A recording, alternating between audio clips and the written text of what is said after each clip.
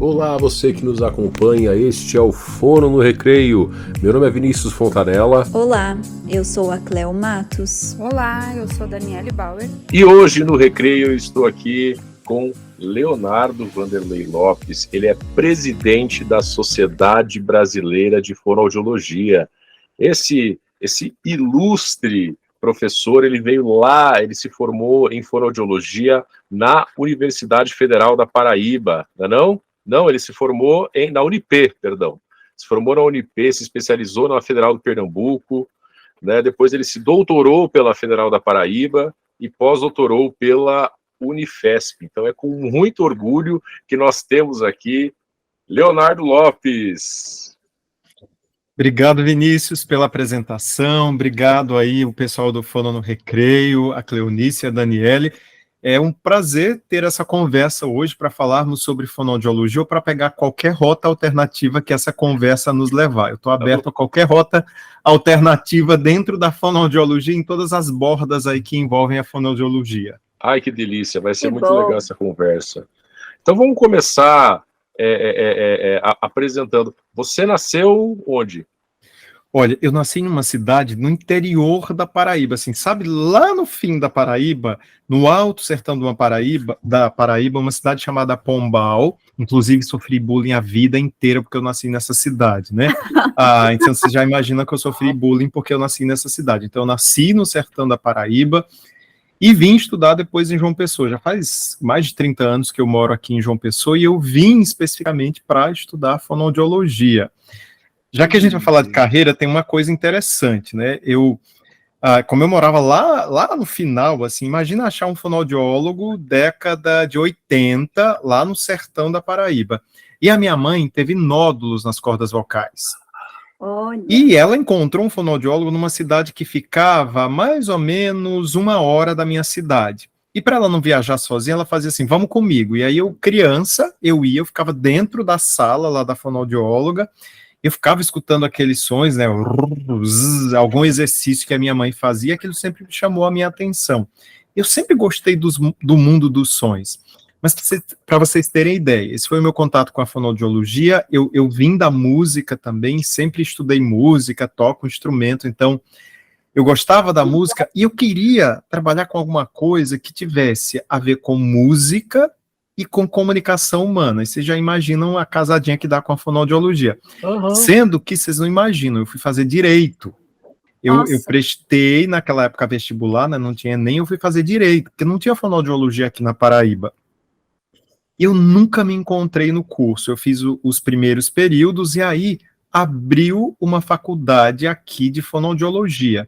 Então, vocês imaginam, lá, já na década de 90, mas era uma loucura você largar um curso que é tradicional e que todas as pessoas conheciam, direito, o status que tem, e aí eu largar direito numa universidade federal para fazer fonoaudiologia no primeiro curso da Paraíba numa faculdade particular. Primeira turma. Então, nossa, então imagina que foi uma coisa assim meio chocante assim para os meus pais, para minha família, mas eles me apoiaram. E aí eu sabe aquela coisa assim, é um casamento do que você espera para a sua vida, dos seus sonhos, de tudo que você imaginava, isso eu encontrei na fonoaudiologia. Então tem essa trajetória, assim, eu tive um contato com a fonoaudiologia no passado, depois a coisa da música, e quando eu cheguei na fonoaudiologia, aí eu vi que eu tinha a possibilidade de fazer o que eu realmente gostava da vida, que era trabalhar com a voz humana, com a comunicação. E também acabei procurando, assim, também para um desenvolvimento pessoal, né, porque eu queria cantar melhor, então eu via na fonoaudiologia e no curso essa possibilidade. Aí depois se abre um mar de possibilidades, você vê que é muito mais do que voz, de que a comunicação profissional tem um campo imenso de trabalho. E eu falo pelos cotovelos, tá? Delícia. Então, ótimo, adoramos. E aí imagina que eu terminei a graduação e qual era a minha dúvida? Quando eu terminei o curso, eu gostava de tudo. Eu adorava audiologia, eu gostava muito da disfagia, eu gostava da linguagem e a voz era uma paixão antiga. E aí abriu sou eu. Abriram os cursos de especialização, né, que eu fiz na Universidade Federal de Pernambuco, e abriu ao mesmo tempo linguagem, audiologia, MO, disfagia e voz. E aí eu me inscrevi em 3, porque eu não sabia qual que eu ia decidir. Eu me inscrevi Em disfagia, me inscrevi em voz e me inscrevi em linguagem. Obviamente, na hora de sair o resultado, eu passei nos 3, mas na hora de pagar, né, que aí pesa no bolso, eu falei, eu tenho que escolher um. E aí eu escolhi Aí foi onde a voz. tomou a decisão. Foi Mas onde eu eu tomei a uma decisão paixão antiga. e aí segui na voz humana aí essa trajetória, esses mais de 20 anos dentro da fonoaudiologia. Mas que maravilha, porque eu perguntei onde você nasceu, porque eu queria chegar lá em você adolescente, como é que lá do interior da Paraíba você foi parar, né? Como que a fonoaudiologia chegou até você? Você acabou já falando, então sua mãe teve um problema de cordas vocais, né? Que as minhas professoras só falam cordas vocais, elas brigam comigo, é pregas vocais. É mais um podcast. Professora, essa é uma questão de linguagem científica e linguagem popular, nosso público é diverso. Então, é um problema de nódulos e você acompanhava em sessão em fonoaudiologia, um profissional muito escasso lá no interior da Paraíba, e você acompanhou e dali você já tinha uma coisa com música. Que instrumento que você falou que você gosta de tocar?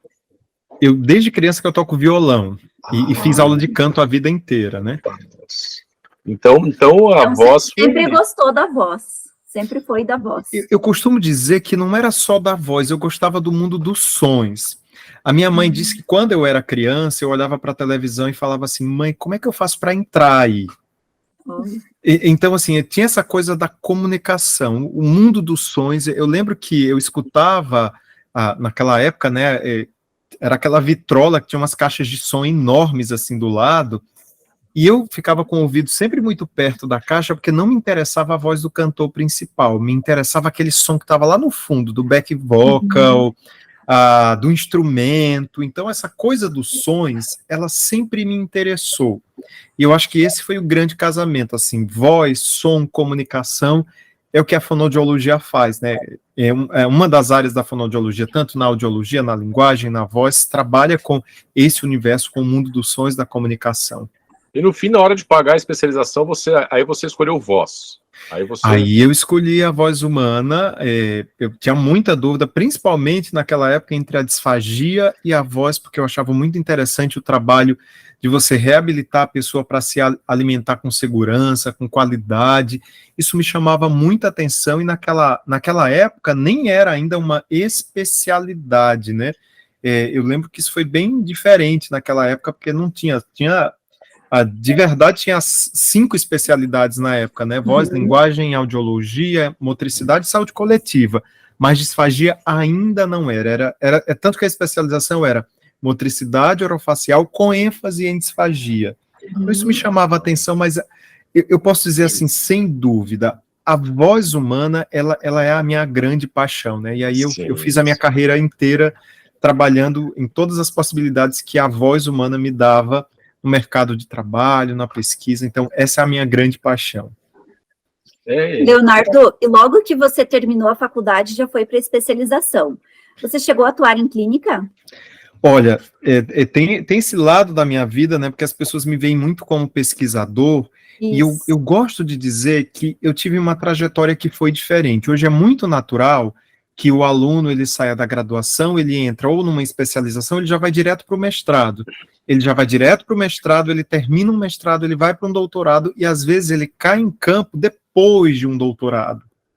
Isso é comum, pelo menos aqui na minha região, no Nordeste, é muito comum. A minha trajetória não foi essa. Então, como eu falei, eu fui do primeiro vestibular aqui da Paraíba. Então, eu entendia que tinha uma escassez muito grande de fonoaudiólogos nativos da região para dar suporte, né, a essas demandas que existiam aqui. Então, eu me formei num dia, no outro dia eu já estava atuando em clínica, eu já estava atuando em consultório. E claro, como todo recém-formado, eu não escolhia, né, o que é que eu ia atender. Tinha que abraçar. Isso, então assim, eu já atendi crianças com necessidades especiais, com autismo, com síndrome de Down, com deficiência intelectual, eu já atendi pessoas com alterações na motricidade orofacial, eu já atendi vários outros campos da fonoaudiologia na vida clínica. E essa vida clínica, eu tenho 22 anos de formado, salvo engano. Então, os primeiros 10 anos, eles foram dedicados a uma atividade clínica muito intensa. Claro, nos primeiros anos eu atendia tudo, E você começa a direcionar e aí dividir o seu consultório com um colega que gosta mais da linguagem, que é especialista em linguagem. E aí você começa a direcionar, né? Aquele colega atende os da linguagem, você atende os da voz. E essa foi a minha trajetória. E desde que eu me formei também, sabe a coisa que eu falei assim, que eu queria entrar na televisão quando eu era criança? O meu primeiro emprego fora do consultório foi num sistema de comunicação. Foi nas afiliadas da Rede Globo aqui no meu estado. Então, é tanto que o meu mestrado e o meu doutorado foi estudando a voz e a comunicação no telejornalismo, porque foi um campo grande, assim, que eu me dediquei nos primeiros 10 anos da minha carreira. Então, eu tinha uma atividade clínica, que era muito forte nos primeiros anos, e principalmente, depois eu comecei a dividir consultório com otorrino e com neurologista. Então, eu trabalhava especificamente com as alterações de voz e fala, seja as disfonias comportamentais, as disfonias orgânicas, ou os transtornos motores da fala por origem neurológica. Então, essa foi uma característica. E sempre com uma atividade muito forte relacionada à comunicação humana em rádio e TV. Então, a voz profissional e a voz clínica foram assim, as minhas grandes bases. Eu fui fazendo mestrado, doutorado, especialização, sem parar a atividade clínica. Que legal. Eu só passei a me dedicar exclusivamente à universidade em 2010. Então, já estava no final do doutorado, e aí sim, eu foquei especificamente na atividade de pesquisador, de cientista, e claro, ainda no ambulatório, né, da universidade, tanto na supervisão, quanto em alguns casos difíceis, né, porque depois que você vai tendo alguns anos de carreira, não chegam mais os casos fáceis. As pessoas ligam para você e dizem assim, olha, eu tenho um caso super complexo, eu não estou conseguindo resolver, ele não está evoluindo, não está estabilizando, eu queria que você olhasse. Eu falo, manda aqui na universidade que eu dou uma olhada. Então, essa coisa da clínica sempre foi uma paixão. Então, eu sou um pesquisador, hoje eu sou um cientista, mas eu sou alguém que veio da clínica e que faz pesquisa para a clínica. Então, isso tem um diferencial também. Olha e só. o quanto isso é importante, né, Leonardo? Você está no chão do consultório, você ter toda essa base de consultório, de clínica, para você poder linkar com a teoria e depois, então, fazer ainda as suas pesquisas tendo base naquilo que você vê no consultório, né? Porque, às vezes, a gente que está na academia, a teoria é muito, às vezes, muito fácil, é muito bonita. E quando tu vai lá para a prática, lá para o chão do consultório, sabendo que o indivíduo é único, sabendo, né, que a gente precisa ter esse olhar para as especificidades de cada paciente, é muito diferente, né? Faz uma diferença total, assim, no modo de ensinar e no modo como você consegue passar para o aluno como se atende um cliente ou um paciente. Então, isso eu tenho muito orgulho de ter feito uma trajetória assim, nada contra e nem menosprezando quem faz uma trajetória acadêmica direta, mas no meu caso eu entendo o quanto isso ajudou e o quanto isso me torna próximo da clínica e do serviço e a não ter essa quebra assim entre a academia e o serviço. Eu acho que isso é um ponto muito importante. E o aluno percebe. O aluno, eu já escutei de vários alunos que quando o professor ele tem essa vivência clínica, ele traz uma bagagem, né, que ele construiu essa bagagem, que ele também leva para a sala de aula, o aluno percebe. Tá? Sim. Que maravilha. Então, aí quando você seguiu carreira acadêmica, eu percebi que você também se dedicou à área de uma área que também é muito maravilhosa, que são as tecnologias, né? Nossa última entrevistada, eu falei, foi a Thaís Vaiano. Aliás, hoje é aniversário da Thaís, um abraço para você, estamos gravando no dia do seu aniversário, lembrando de você. Nossa, eu estava falando que eu estava olhando na minha biblioteca aqui, porque eu também sou apaixonado por voz. Viu? Eu entrei em fonoaudiologia por causa de voz. Eu também trabalhei numa afiliada da Rede Globo, lá eu vi a doutora Cida Stier, doutora Cida Stier, quero você aqui também. Nossa, uma amiga. Eu encontrava com a Cida nos encontros da Globo, porque ela estava na Globo de Curitiba, né? Isso aqui, eu estou em Cascavel, no Paraná, então é afiliada daqui, e ela vinha atender os repórteres. Olha só que mundo maravilhoso esse da fonoaudiologia, né? E eu já disse a ela que ela foi uma grande inspiração, porque teve uma ocasião que ela foi atender um repórter gravando um off, alguma coisa assim, e ela deixou tipo uma tese de doutorado, alguma coisa dela ali moscando na mesa. Ela quer dar uma olhada? Eu quero. Aí foi a primeira vez que eu vi né, uma espectrografia. Eu falei, nossa, que coisa legal. Então ela plantou uma sementinha na minha cabeça. Viu? Olha só. Ela plantou uma sementinha na minha cabeça e hoje estamos aí.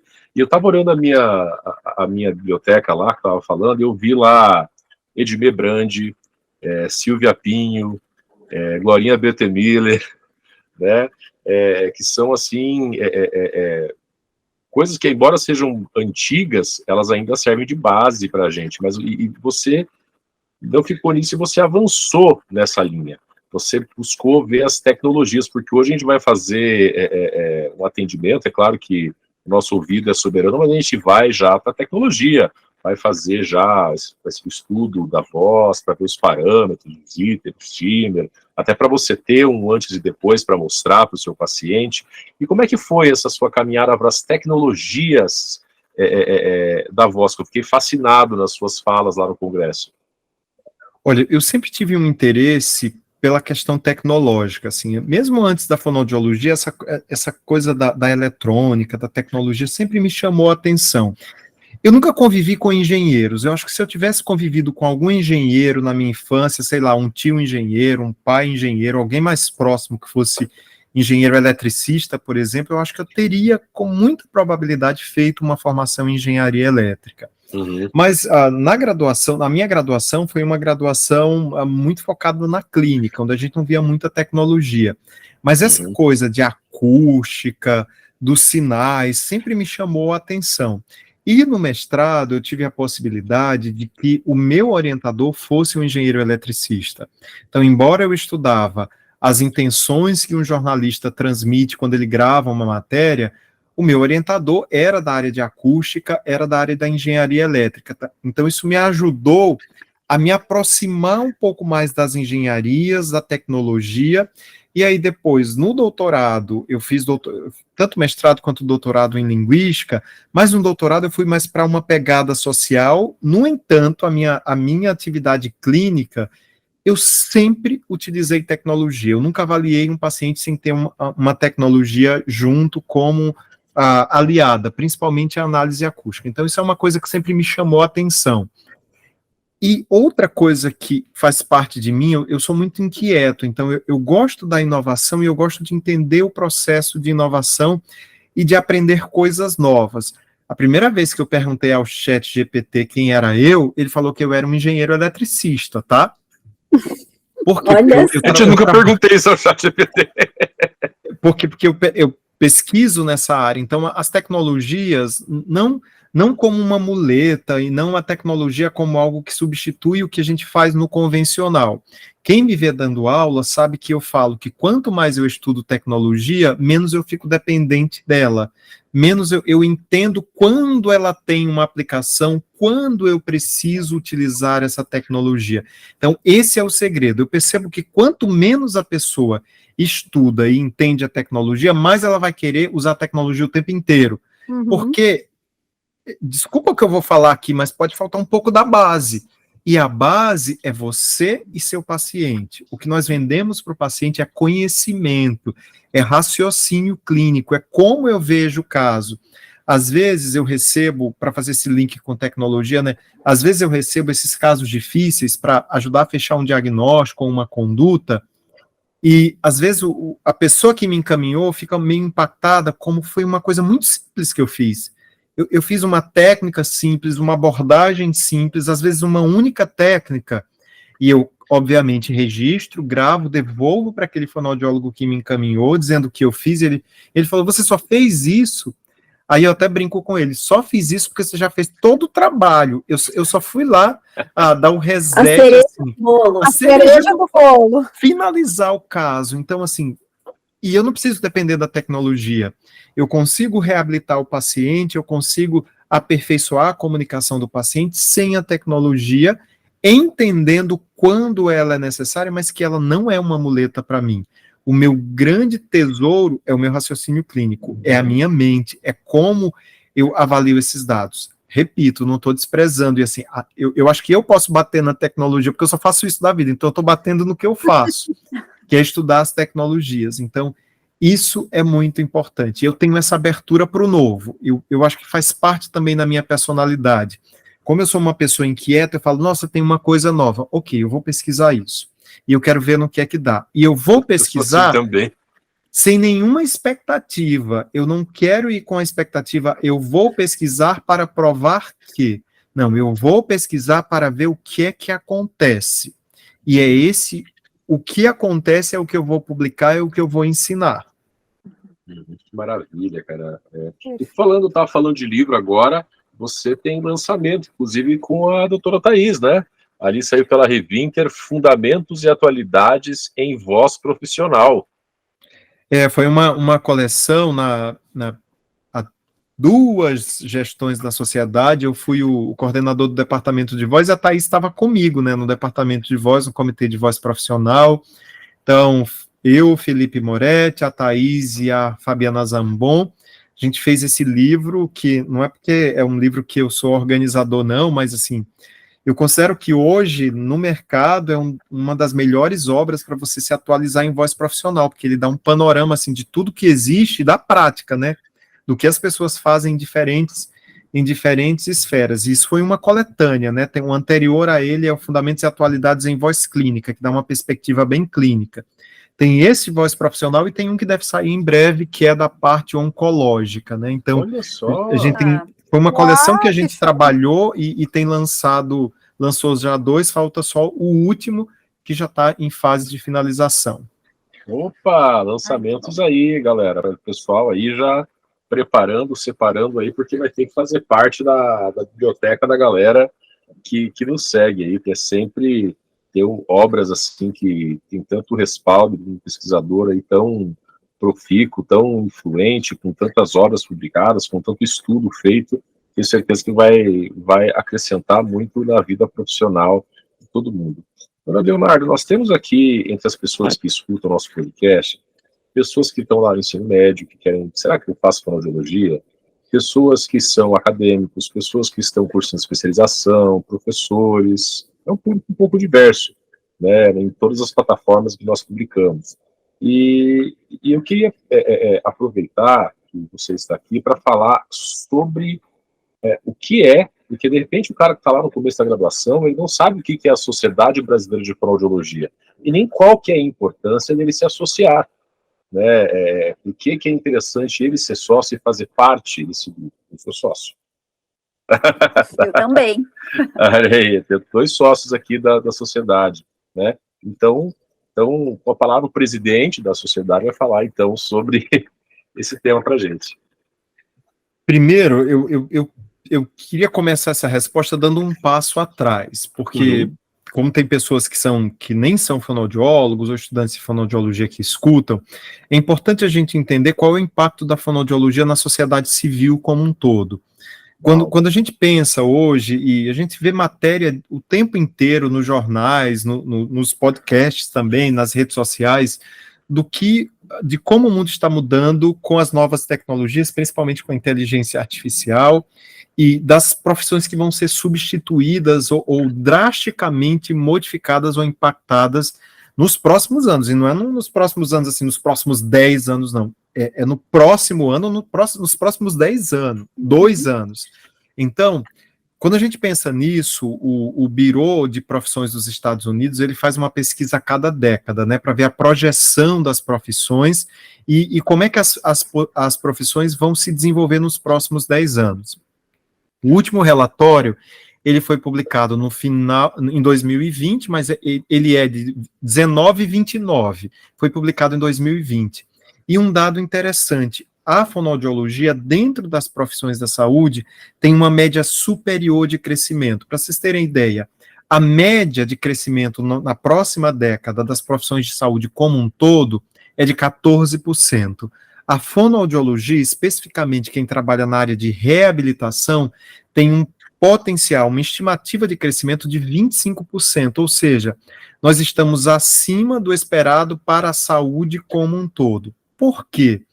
Porque as pessoas cada vez mais na sociedade, com a inteligência artificial, com as demandas complexas, com a tecnologia que faz com que uma pessoa que tem uma comorbidade sobreviva por muito mais anos, e isso é maravilhoso, e com que bebês que têm problema no nascimento também sobrevivam, mesmo que com alguma limitação inicial na sua comunicação ou deglutição, esses aumentos, e junto com a tecnologia, isso vai ter uma demanda absurda para o profissional da reabilitação, da comunicação e da alimentação, e o fonoaudiólogo, ele é esse profissional. Além do que, a nossa profissão é uma profissão que lida muito com a criatividade, com a cognição, com a comunicação. E as profissões que lidam com cognição e comunicação, elas não serão substituídas. Então, a nossa profissão é uma profissão muito promissora. Eu me lembro que quando eu formei, há pouco mais de 2 décadas, muitas pessoas da minha turma deixaram a fonoaudiologia ou foram fazer outras coisas, porque o campo era diferente, a compreensão do mercado era diferente. E hoje, vejam, eu estou num estado que é um dos menores estados do Brasil, que está no Nordeste sem nenhum preconceito, até porque eu estou aqui, mas tem um PIB menor, e que eu vejo que todos os meus alunos que saem de uma universidade pública, eu não vejo nenhum desses alunos desempregados. Eles saem posicionados no mercado no início de carreira e eles vão evoluindo nessa carreira. Então, isso mostra a imensa demanda que existem. E as outras profissões começaram também a olhar para o fonoaudiólogo como uma profissão importante que dá suporte também no desenvolvimento para eles. E aí eu faço o link com a pergunta do Vinícius, né, com a Sociedade Brasileira de Fonoaudiologia. Se eu tenho uma profissão que é poderosa, que tem um potencial absurdo, eu preciso estar junto às comunidades que representam essa profissão para fazer com que efetivamente essa profissão ela seja forte e ela entre em todos os espaços. Eu brinco que o Vinícius estava lá no congresso, né? Eu encontrei com ele no congresso, e eu brinco que o congresso não é um espaço só onde você vai ouvir palestras, é o clima do congresso, é o espírito do congresso, de união, de ver muitas pessoas. É muito poderoso. De ver tudo aquilo, a mensagem que um congresso manda para um aluno ou para um fonoaudiólogo, as conexões que são feitas. É muito poderosa essa mensagem. Então, não é o conteúdo, não é só o que você vai assistir, isso é uma parte, mas é a mensagem que você recebe e que faz com que você saia fortalecido, com um senso de comunidade, que tem outras pessoas que têm os mesmos sonhos que você, os mesmos desafios. Então, fazer parte de uma sociedade, de uma sociedade científica, né, diferente do conselho, em que eu sou obrigado, né, a ser do conselho, porque é um órgão que me representa em uma instância específica. A sociedade científica, ela tem um outro impacto. Por exemplo, quando vocês pensam numa política pública, o teste da orelhinha, o teste da linguinha, a inserção do fonoaudiólogo na atenção primária, tudo isso passa por um parecer que vem de uma sociedade científica, que vai dar respaldo, que vai reunir a evidência para, junto com o conselho que representa aquela profissão, defender a profissão e a entrada da profissão e o espaço da profissão. Eu acho que todos já viram aqui, né? Está acontecendo um problema na cardiologia, entra lá o presidente da Sociedade de Cardiologia dizendo, olha, é isso que acontece, tal e tal. Então, a Sociedade de Fonoaudiologia é a sociedade mãe, ela não representa uma especialidade, ela representa uma profissão. Então, isso é importante a gente entender, ela representa a base científica da profissão, por isso que ela tem os departamentos científicos, as comissões, toda a parte de ensino de fonoaudiologia, por exemplo, no Brasil, ela é mediada pela Sociedade Brasileira de Fonoaudiologia. Outras profissões da saúde, por exemplo, a enfermagem, ela tem uma associação própria do ensino em enfermagem. Na fonoaudiologia, não. Toda a parte de proposição do ensino de graduação e de pós-graduação em fonoaudiologia, ela é discutida na sociedade científica e dela nós temos representantes. Para vocês terem ideia, a sociedade, ela tem assento fixo em todos os órgãos que discutem o ensino da fonoaudiologia no país. Então, nós temos voz e nós temos voto. Então, isso é importante entender. Na hora que eu me torno sócio, aquela contribuição anual que eu dou é para que a sociedade consiga mandar alguém para ir para Brasília nos representar, mandar alguém para ir para uma reunião no Ministério da Saúde que vai defender uma política pública. Então, eu não recebo, e nenhum membro da sociedade recebe absolutamente nada. É um trabalho Só. voluntário.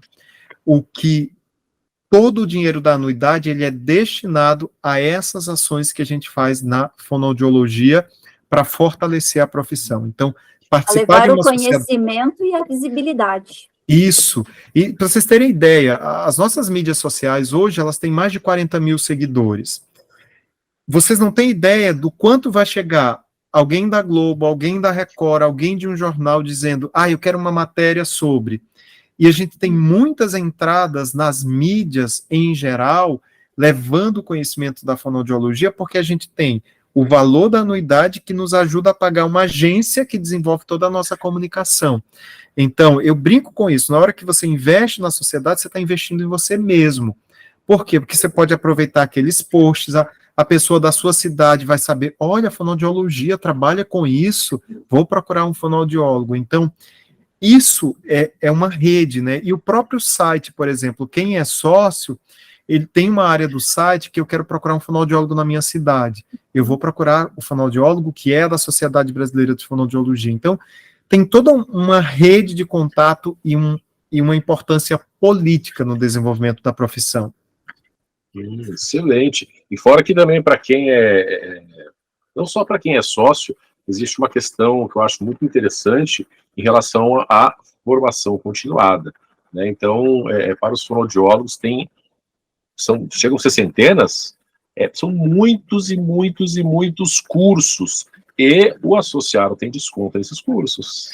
Para vocês terem ideia, eu vou falar gratuito e vou falar para os sócios. A ASHA, que é a Academia Americana de Fonoaudiologia e Audiologia, né? No ano de 2021, nós fomos convidados a escrever um artigo na ASHA mostrando o que é a fonoaudiologia brasileira. Então, eles convidaram 3 ex-presidentes da sociedade. No caso, eu era presidente ainda. A doutora Amara Belal, a doutora Fernanda Drey e eu. Nós escrevemos um artigo mostrando quantos fonoaudiólogos nós temos no Brasil, as ações da sociedade, e durante a pandemia nós produzimos gratuitamente 196 horas de conteúdo gratuito no YouTube, ensinando como fazer teleconsulta em várias áreas da fonoaudiologia. Então tem muito conteúdo.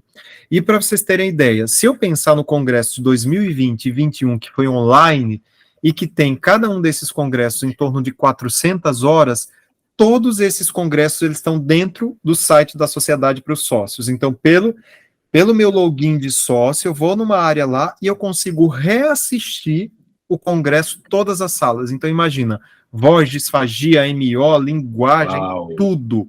Então, assim, tem uma possibilidade muito grande. E aí tem a plataforma EAD da sociedade, que são cursos livres de formação, e todo sócio ele tem 50% de desconto nesses cursos da plataforma EAD. E são cursos que têm uma chancela diferenciada, ou seja, não é um curso que eu quis criar, não, é um curso que tem todo um estudo, que geralmente vai ser chamado alguém da clínica, que é de referência, algum pesquisador de referência. Então, hoje, eu acho que na plataforma EAD, nós temos mais de 40 cursos, e aí com cargas horárias diferentes, né? Isso é importante até porque, às vezes, o aluno, né, hoje tem os componentes flexíveis e o aluno fica procurando, ele tem que fazer algum curso para complementar os componentes flexíveis. Uhum. E tem todo o menu, por exemplo, dentro da sociedade, e o que a gente sempre tentou praticar dentro da sociedade, que fossem valores acessíveis para que qualquer aluno, qualquer fonoaudiólogo conseguisse fazer aquele curso. Verdade. E é muito interessante, pessoal, o que ele acabou de falar da chancela, para que todo mundo entenda.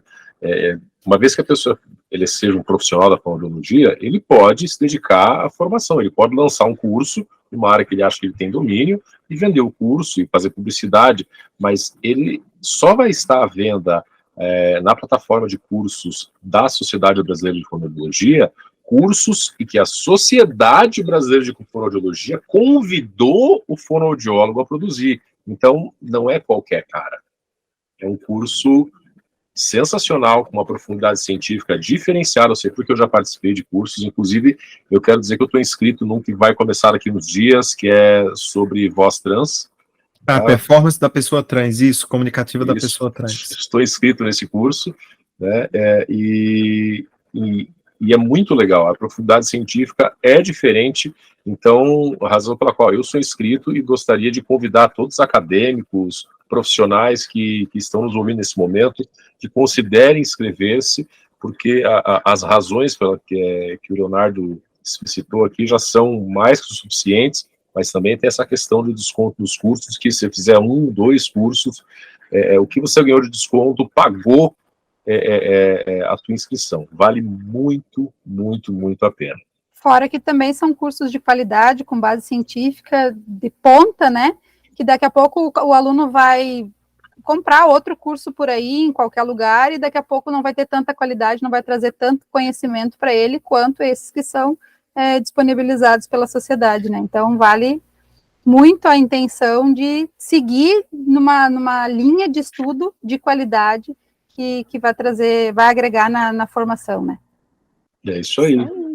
Isso aí, agora vamos mudar um pouquinho de assunto, Leonardo. Me conte, como é que foi organizar um congresso no Rio de Janeiro com mais de 4.000 fonos?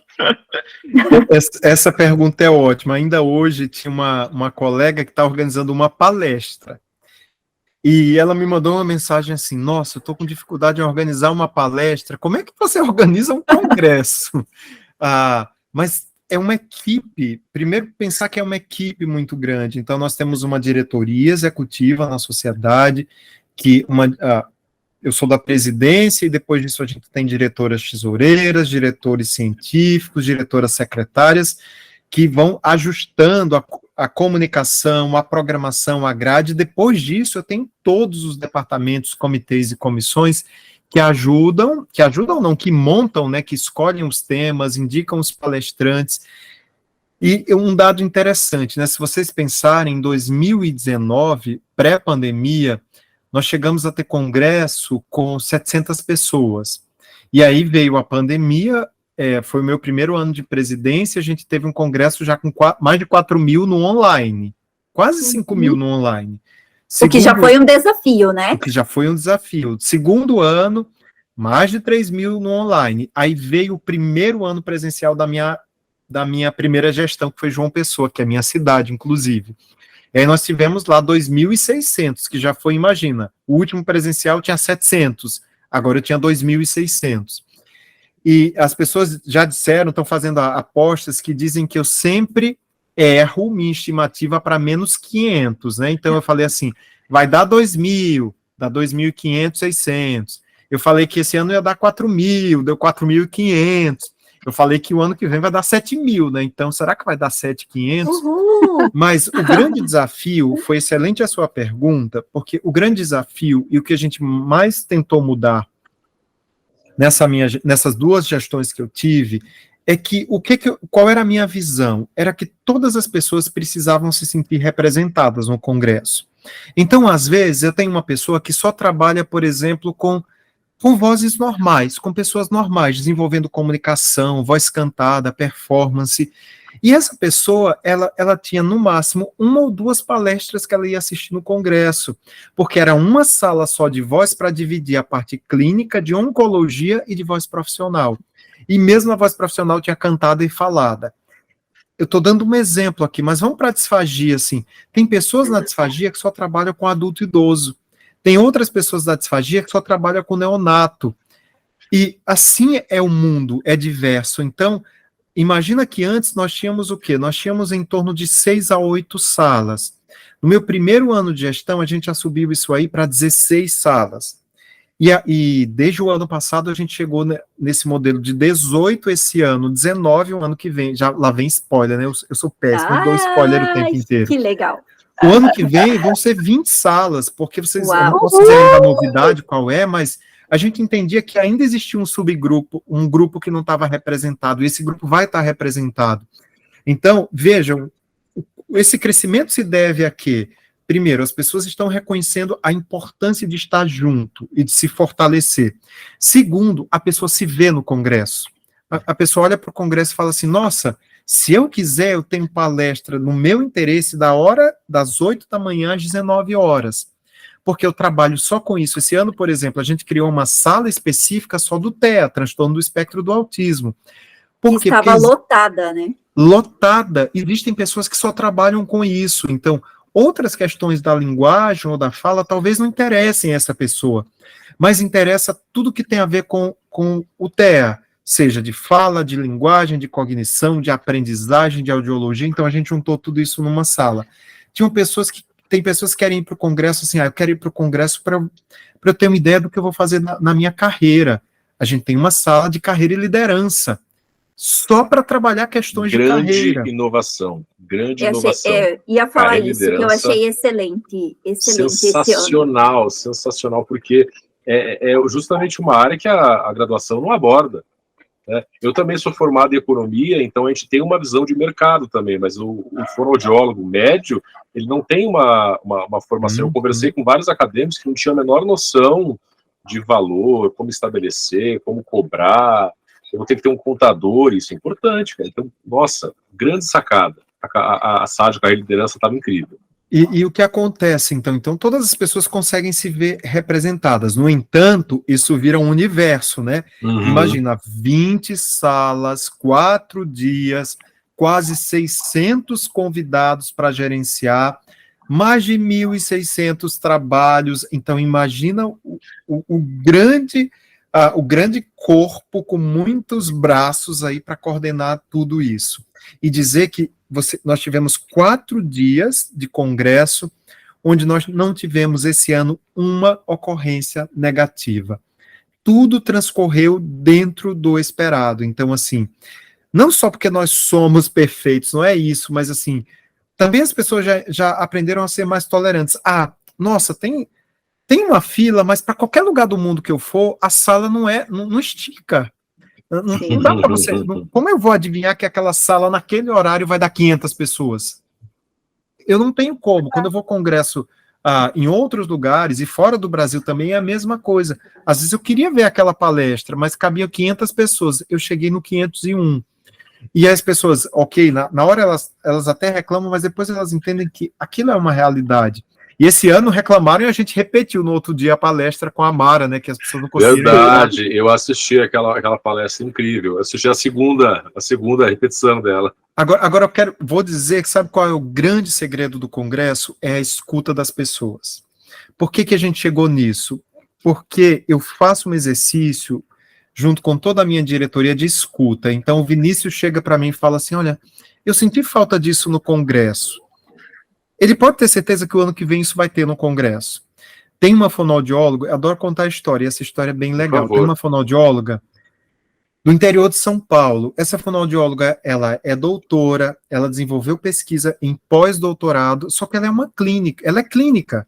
Ela está lá no interior, ela atende pacientes.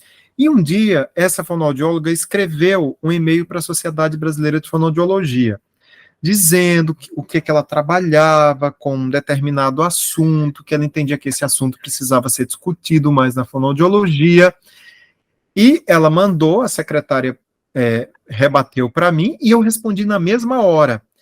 E ela já ficou assim assustada de eu responder o e-mail dela, ela achava que alguém que ia responder.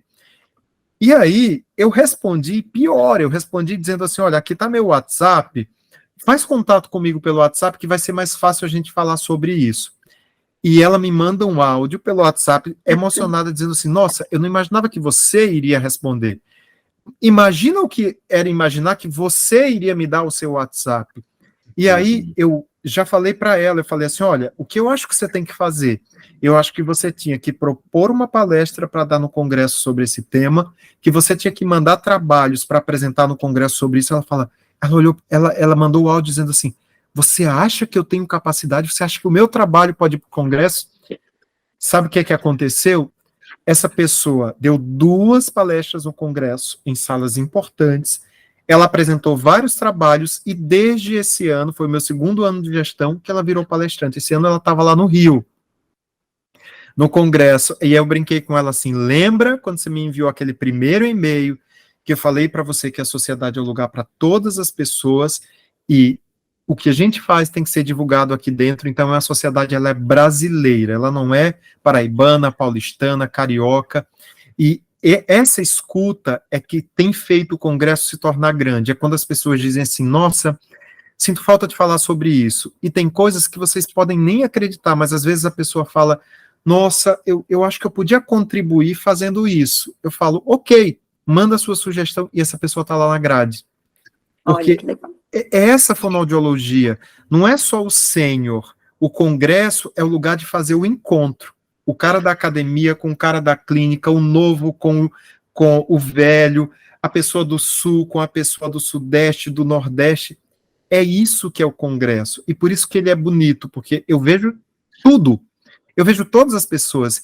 E esse ano, para parar de falar, se falar em Congresso, eu fico empolgadíssimo, tá? Então, vamos falar de Congresso, a gente já quer outro.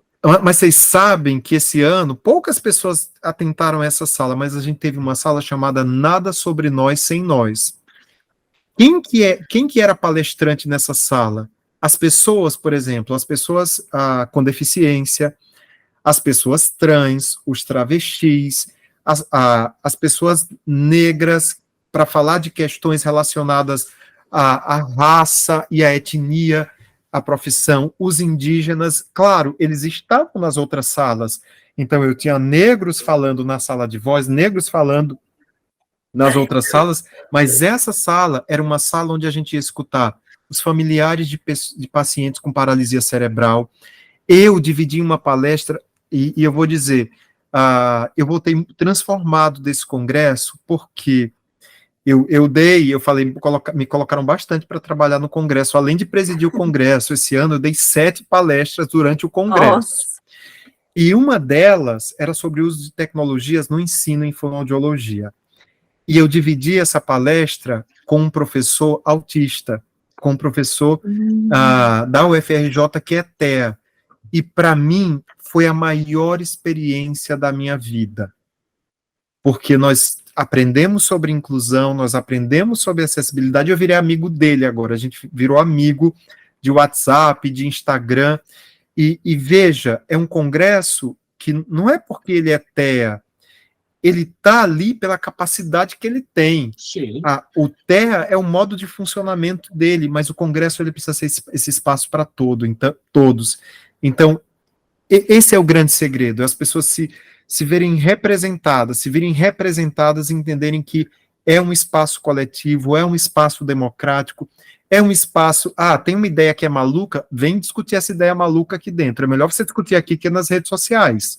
Então vamos discutir aqui essa ideia. Então o Congresso é esse espaço democrático. E está cada vez mais sendo buscado, né? Não somente pelos profissionais já formados, mas também pelos acadêmicos, né? Sim. Hoje, antigamente, a gente tinha quase que meio a meio, agora os profissionais voltaram muito para o Congresso, mas proporcionalmente a gente tem um número de acadêmicos muito grande, que para o acadêmico também é uma possibilidade de ver coisas faladas de maneira diferente da faculdade, ou coisas que às vezes não dá, não é culpa da graduação, é que não dá tempo de falar sobre aquele assunto. Na graduação, por exemplo, você vai lá na sala de perícia, vai ter uma palestra sobre deepfake. Como é que o fonoaudiólogo atua com as deepfakes. E aí você não tem como dar isso na graduação, porque você tem que ver a parte básica da fonoaudiologia. Aí o Congresso abre o olho, a pessoa diz, nossa, eu posso trabalhar com isso, nem sabia que a fonoaudiologia trabalha com isso. Mas não é culpa do curso de graduação, é que não dá tempo mesmo. Sou professor de graduação também, e eu sou um dos que defende, olha, a graduação é para o essencial, é para a pessoa sair boa e com a visão geral do essencial. Uhum. A especificidade é numa pós, num congresso, em curso, então tem muito aluno, sim. Para fazer o curso da SBFA. Isso aí. E falando em curso também, esse congresso teve um diferencial que foi os mini cursos, né? Sim. Achei excelente, excelente. E o que você comentou antes na questão, assim, tal sala já estava lotada. Quando eu fui fazer minha inscrição dos minicursos também, alguns que eu queria já estavam lotados. Aí eu, poxa vida, né? E fui me inscrever nos que ainda tinham vagas disponíveis, né? E isso eu achei incrível porque, assim, eu queria ir em um determinado curso, mas acabei indo em outro. Quando eu cheguei nesse outro curso, eu fiquei impressionada, porque eu pensei, meu Deus, como é que eu não pensei nesse como primeira possibilidade? Porque me apaixonei pelo minicurso, sabe? Então, isso também é muito legal. De repente, você não consegue ir em uma determinada palestra ou em determinado minicurso ali do congresso e acaba indo em outro que vai agregar também. Eu até recomendo isso, eu sempre recomendo quando os meus alunos vão para o congresso, eu falo assim, ó, você adora esse assunto, mas vá numa sala de um assunto que você não gosta, você nunca ouviu falar, porque certamente você vai aprender uma coisa muito interessante, então esse exercício é muito legal. Incrível mesmo. Leonardo, eu vou falar um pouquinho de uma pessoa que não participou do congresso por questões pessoais, porque eu fui a primeira a fazer o fogo para ir para o congresso. Lembra, Vini, Cleo?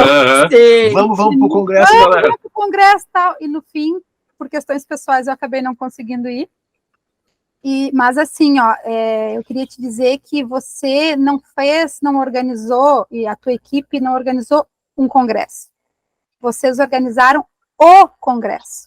Porque eu participei da live de lançamento, meu coração palpitava com você falando na live de lançamento, e eu no grupo cutucando o pessoal para ir para o congresso, sabe? Então, assim, ó, é o fazer com amor, é o ter o olhar, é o escutar o profissional, é ver as necessidades. Então, a sociedade não fez um congresso.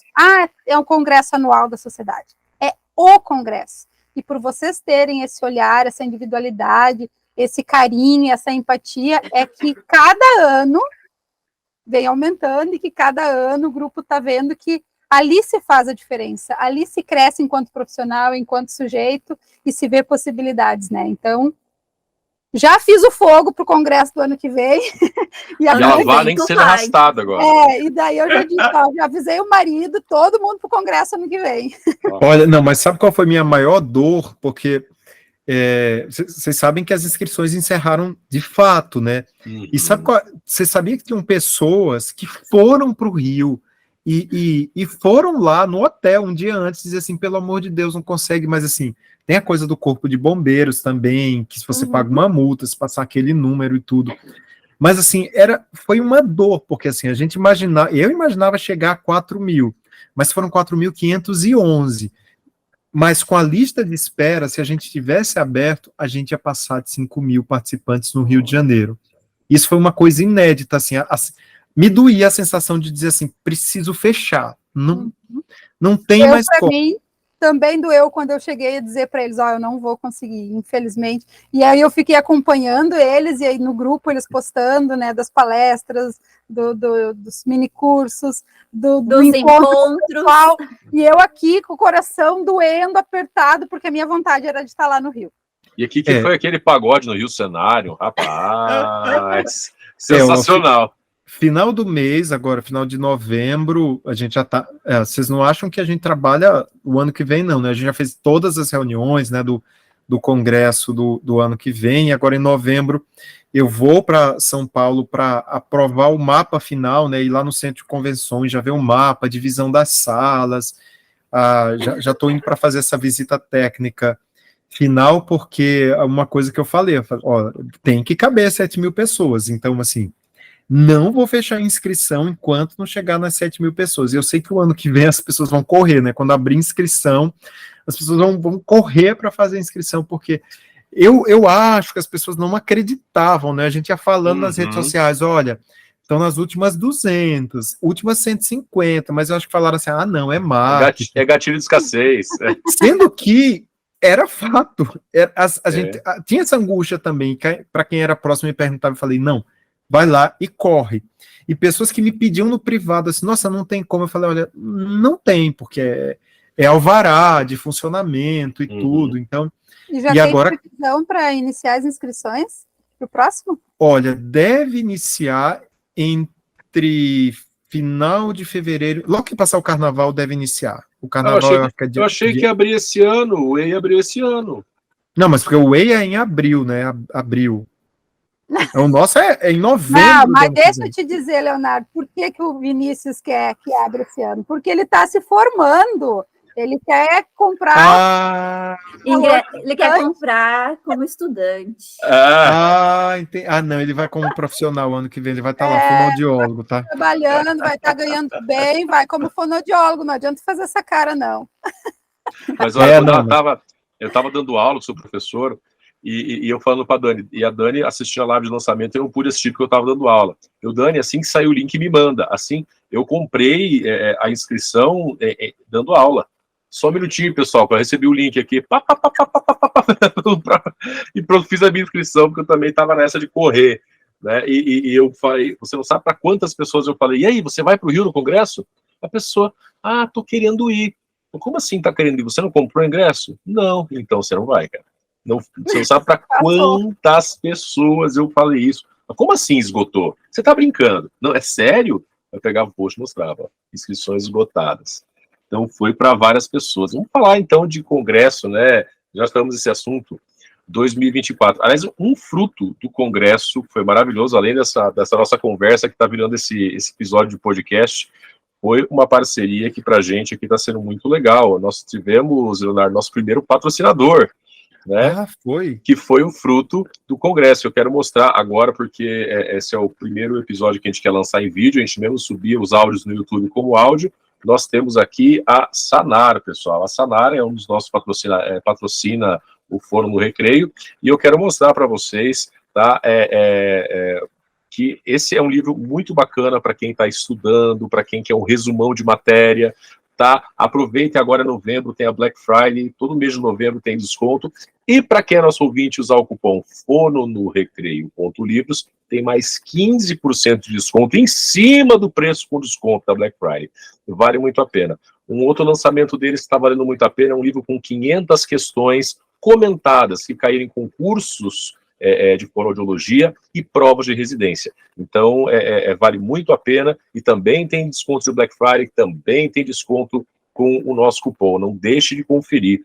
E, Leonardo, já que já fizemos o nosso né, o jabá falando do nosso patrocinador, e é um livro que eu realmente indico, porque eu tenho aqui, ó, eu não ganhei de editora, eu comprei lá no Congresso esse livro, e por isso me interessei. Estamos aqui, ó, ela tem o dela também, tá ali, ó. Eu também né? tenho. Também tem o meu. A gente está aqui com a camiseta do Congresso, estamos numa ansiedade enorme para ir para São Paulo, né? Eu acho que vai ser. São Paulo tem uma logística toda própria para receber um pessoal desse volume, né? E mesmo para ir para o Rio de Janeiro, tive um problema de conexão, mas normalmente as cidades elas têm voo direto para São Paulo, então tem toda uma questão logística que favorece.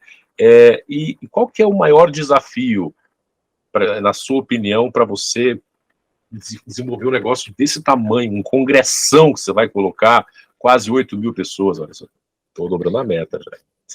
Quem sabe? Olha, eu acho que tem vários desafios. Tem o desafio da logística, porque o que a gente quer, da logística e da infraestrutura, porque o que nós queremos é que a pessoa tenha uma experiência, não é só o conteúdo, mas que a experiência seja positiva. Então, tudo, pra você terem ideia, e eu sou uma pessoa mega controladora, então tudo, até assim, vai ter isso, eu quero ver como é que vai ser. Eu quero ver como é que vai ser o lugar que a pessoa vai sentar, onde é que ela vai carregar o celular, não tem um lugar para lanchar perto. Não, vai ter que ter um lugar para lanchar perto. Então, no Rio, por exemplo, não tinha... Vocês viram que durante o congresso foi colocado, né, que vendia salgado, almoço ali, que as pessoas compravam, tipo um quiosque, né, ali, quando sai da entrada principal. Mas isso não ia ter. E eu bati o pé no hotel, falei, não, eu não posso, eu tenho que dar a opção para as pessoas, porque algumas pessoas não querem pagar um almoço, elas querem comprar um lanche. Ou não querem sair dali, se deslocar para ir almoçar. Então, assim, tem toda essa coisa da infra, que a gente tem que ver cada detalhe, assim. Em São Paulo, vem o detalhe de, por exemplo, tendo 8 mil pessoas, eu não posso liberar 8 mil pessoas na mesma hora para almoçar. Então, eu já tenho que ver uma logística, assim, para metade das salas, sei lá, sai 12 e a outra metade sai 12h30. E uma volta 1h30, outra volta 14 horas. Sabe coisas que às vezes o congressista nem percebe? Sim. Mas são detalhes, assim. Então, todos esses detalhes, eles são pensados. Segundo, aí vem a construção da parte científica, da grade, né? quais são os temas. O lema do Congresso, né, o tema do Congresso no ano que vem é Conectando Pessoas, Construindo o Futuro. Então, como é que esse tema ele vai estar linkando as coisas que acontecem no Congresso? O que a gente vai falar? Qual a estrutura? Como é que as mesas vão ser compostas? Quem são as pessoas que vão ser convidadas? Então, tem toda essa questão também em termos de conteúdo. Então, é basicamente entre a infra e o conteúdo. E aí, claro, para o público tem toda a parte de comunicação, né, que a gente vai anunciando os temas, vai fazendo a venda do congresso, tem as viradas de lote. Então, é um trabalho, para vocês terem ideia, quando começa a venda do congresso, a gente tem reunião semanal. Então, toda semana a gente tem uma reunião de 30 minutos para a gente ver o que está acontecendo, os dados, o que a gente tem que mudar, quais são os interesses. Então, isso é um trabalho que envolve muita dedicação e muito estudo. E veja, não é o nosso trabalho, é algo completamente voluntário. E nós fazemos porque nós entendemos que a fonoaudiologia merece e que nós precisamos fazer isso para engajar e para a nossa profissão crescer. Então, esse é um desafio. São Paulo é um lugar que tem uma infraestrutura especial. O Rio de Janeiro também tem essa infraestrutura, embora seja num bairro mais distante, né, que foi a Barra. Os maiores centros de convenções, eles estão na Barra. São Paulo, você tem mais possibilidade. O Frei Caneca é muito acessível, que é o centro de convenções onde vai ser o congresso. Lá tem uma rede de Airbnb e hoteleira muito próxima, tem metrô próximo, é próximo da Paulista, então as pessoas conseguem se deslocar com facilidade. E claro, hoje eu já tenho consciência, né? Um congresso que vai chegar no patamar do que o nosso está chegando, não dá mais para ir para todos os lugares do Brasil, não por preconceito, porque tem pessoas, na época que a gente tem que fazer licitação para as empresas do evento, né? Quando a gente explica o que é o congresso, tem empresas que já dizem assim, não, nem vou mandar, tô fora. Por quê? A empresa às vezes diz assim, não, eu faço um congresso para 7 mil pessoas, sendo que é um congresso de uma única sala. É um grande vão, e ele faz um evento com 7 mil pessoas num vão. Sendo que o nosso são 7 mil pessoas em 20 salas. Aí essa logística, ela é extremamente complexa. Por quê? É muito fácil alocar 7 mil num espaço que cabe em 7 mil. Agora, dividir 7 mil em 20 salas é bem complexo. Então, acho que essa é uma complexidade que nem todo centro de convenção permite. Porque imagina, uma hora eu vou ter que pegar 7 mil e dividir. Outra hora eu vou ter que pegar 7 mil e deixar junto para uma conferência magna, por exemplo. Então, não é todo lugar mais no Brasil hoje que comporta o nosso congresso, e que bom que é assim, né? Que bom que é assim. E a gente vai entendendo também que alguns lugares, como o Vinícius falou, a São Paulo, eu acho que eu tenho um voo direto do Brasil inteiro para São Paulo. Então isso facilita para todo o Brasil. Então não é desprestigiar alguma outra região, é dar possibilidade para todos. E claro, né, a gente circula. Foi no Rio, vai ser em São Paulo, mas deve no outro ano rodar ou para o Sul ou para o Nordeste, né? Curitiba. Eu ia falar isso. Eu sou de Santa Catarina. Viu? Curitiba tá eu sou de Santa Catarina, quero Florianópolis. É a capital mais simpática do Florianópolis. Eu fui visitar Floripa, o Centro de Convenções Rio Sul. Então, assim, Floripa está no páreo também. Então, Sul e Nordeste, né, depois de São Paulo, vai ser em um dos dois lugares aí, das duas regiões. Eu acredito que será em Floripa. Eu quero entrar na campanha por Curitiba. Eu para Porto Alegre, então vamos ver. Porque, olha só, provavelmente será final de ano também, 2025. Sim.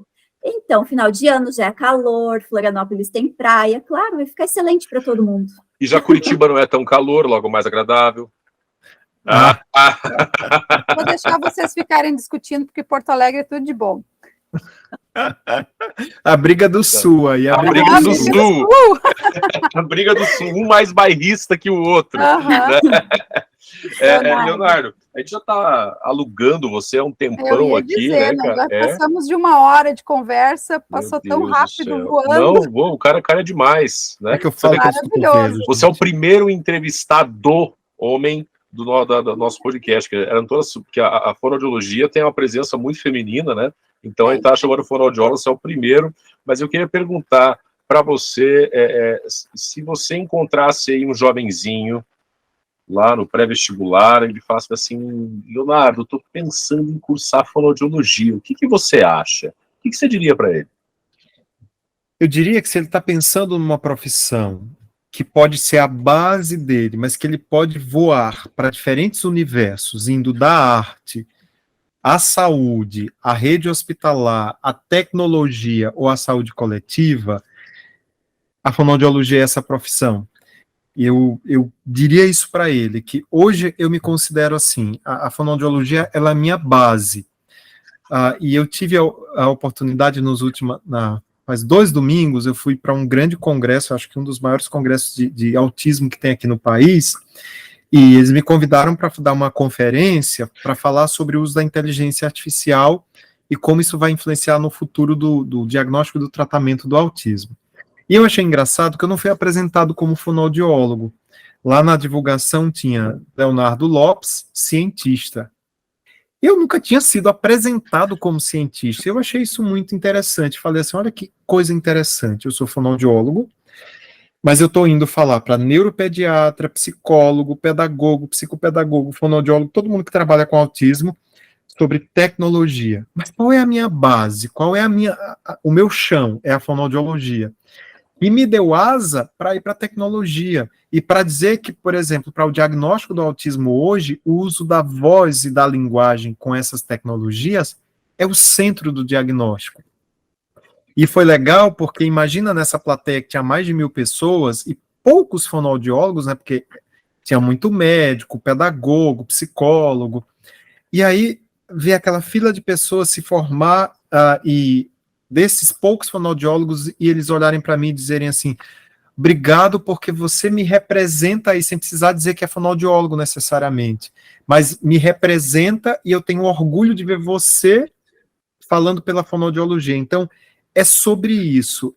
A fonoaudiologia é uma profissão que lhe dá base para ir para qualquer lugar. Falei para vocês, já trabalhei com artistas, já trabalhei dentro de emissora de comunicação, trabalho desenvolvendo tecnologias, e tecnologias é porque não é um assunto daqui, mas eu trabalho com tecnologias que talvez as pessoas nem imaginam, por exemplo, desenvolvendo simulador para dar anestesia hack. O que é que isso tem a ver com fonoaudiologia? Mas veja, qual é a minha base? É fonoaudiologia. Eu uso algumas das minhas experiências para ajudar no desenvolvimento de um simulador que é para medicina. Então, assim, isso é importante. A fonoaudiologia é, de fato, como foi o nome do congresso esse ano, é sem fronteiras. Por quê? Porque ela é transversal ao ser humano, é comunicação, é arte, é saúde, então, independe, ele tem espaço para todo. O cara que quer trabalhar dentro de um hospital com paciente UTI, ele pode ser fonoaudiólogo. Mas quer trabalhar no backstage, no palco com o artista, ele pode ser fonoaudiólogo. Me digam qual a profissão que dá essa possibilidade para uma pessoa. Eu tenho certeza que se o rapazinho perguntasse isso para você, ele ia fazer fono.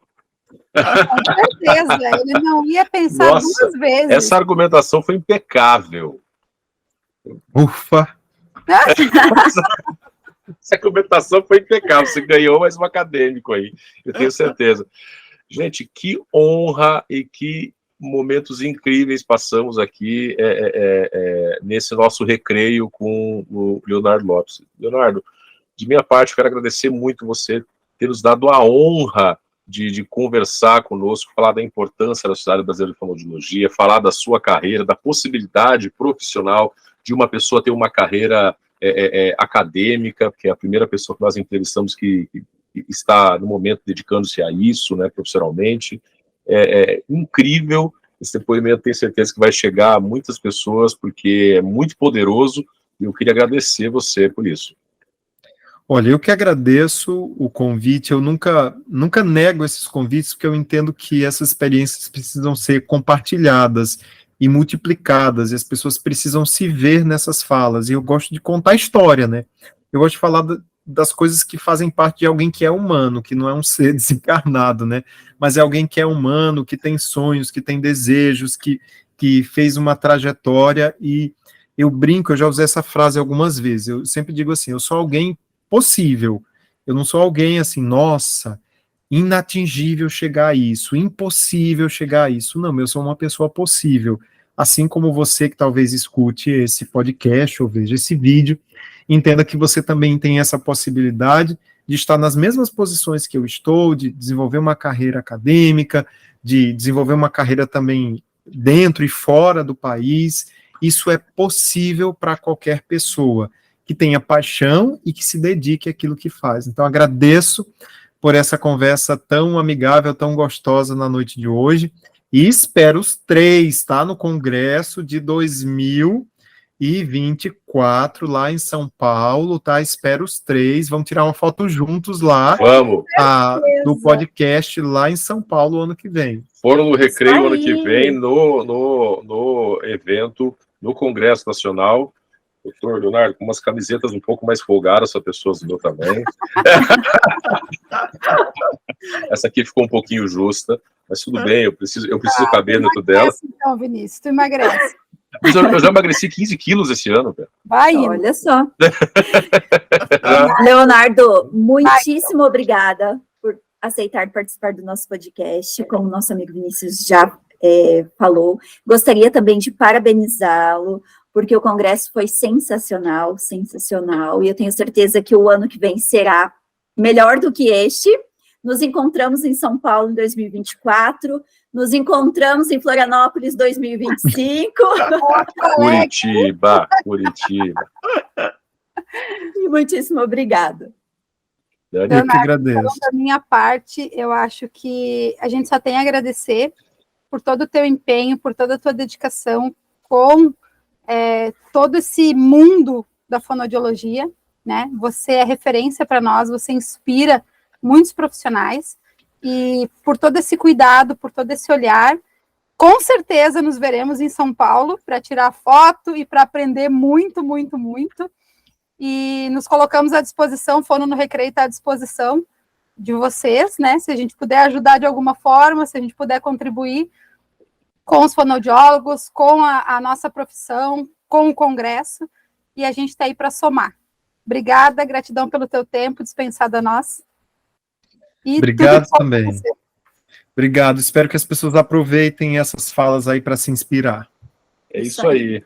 É isso aí. Esse foi o nosso recreio de hoje com o Leonardo Lopes. Eu agradeço a todos vocês por terem nos acompanhado nesse recreio, e eu vejo você no próximo episódio. Até logo!